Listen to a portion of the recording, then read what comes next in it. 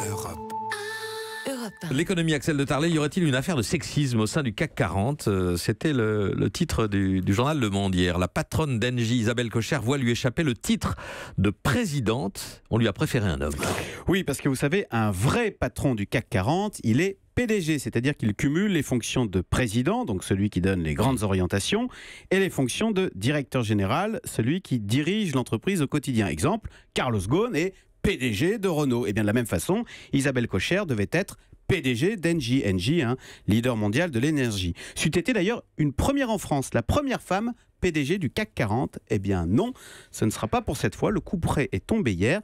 Isabelle Cocher reste directrice générale d'Engie, poste qu'elle occupe depuis 2 ans, mais pour la présidence d'Engie, ce sera un homme, en l'occurrence Jean-Pierre Clamadieu. Pourquoi cette décision ? Parce que c'est une femme ? Eh ben écoutez, les langues se délient et c'est vrai qu'elles sont un brin sexiste. Donc hier, vous l'avez dit, le journal Le Monde a rapporté un florilège de critiques anonymes, bien sûr, adressées à Isabelle Cocher. Donc vous savez qu'on la surnomme en interne la Thatcher du business.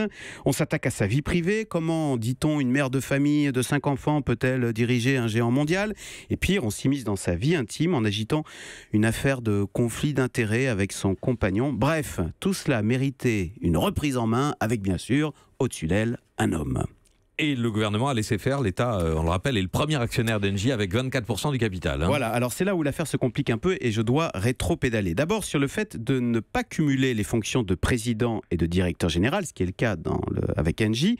Mais en fait, ça se fait beaucoup et c'est plus sain. Et le gouvernement encourage cette dissociation des fonctions. C'est le cas chez Airbus, c'est le cas chez Safran et maintenant c'est le cas chez Engie. Tant mieux, dit le gouvernement. Et puis il y a un autre point, alors qui pour le coup aussi n'a rien à voir avec une affaire de sexisme, c'est qu'Isabelle Cocher a engagé depuis 2 ans une stratégie radicale chez Engie et donc risquée. Elle a décidé de revendre toutes les énergies fossiles qui rapportaient beaucoup d'argent, notamment le gaz, pour recentrer Engie vers les énergies propres qui aujourd'hui coûte beaucoup d'argent. Alors on verra à terme, mais en attendant, l'action Engie est à la cave. Donc vous voyez, il n'y a pas qu'une affaire de sexisme, même si c'est vrai, on ne peut que constater aujourd'hui, et cela reste le cas, que sur les 40 entreprises du CAC 40, il n'y a jamais eu et il n'y a pas de femme présidente. Axel de Tarlé, Hélène ? Oui, Anne Lauvergeon, elle n'est pas PDGère ? Alors, c'était Areva, et Areva, c'était pas dans le CAC 40. Non. Et juste, non, c'était pas dans le CAC 40, Areva. Et j'ai envie de dire que, justement, Anne Lauvergeon, c'est un peu le contre-exemple.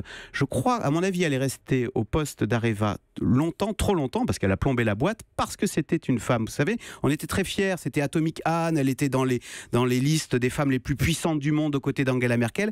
Et c'est à cause de ça qu'elle est restée trop longtemps, parce qu'elle était indéboulonnable et elle a plombé la boîte. Aujourd'hui, il faut la recapitaliser avec de l'argent public, 5 milliards d'euros de factures. C'est dit, Axel de Tarlé. Europe. Europe 1.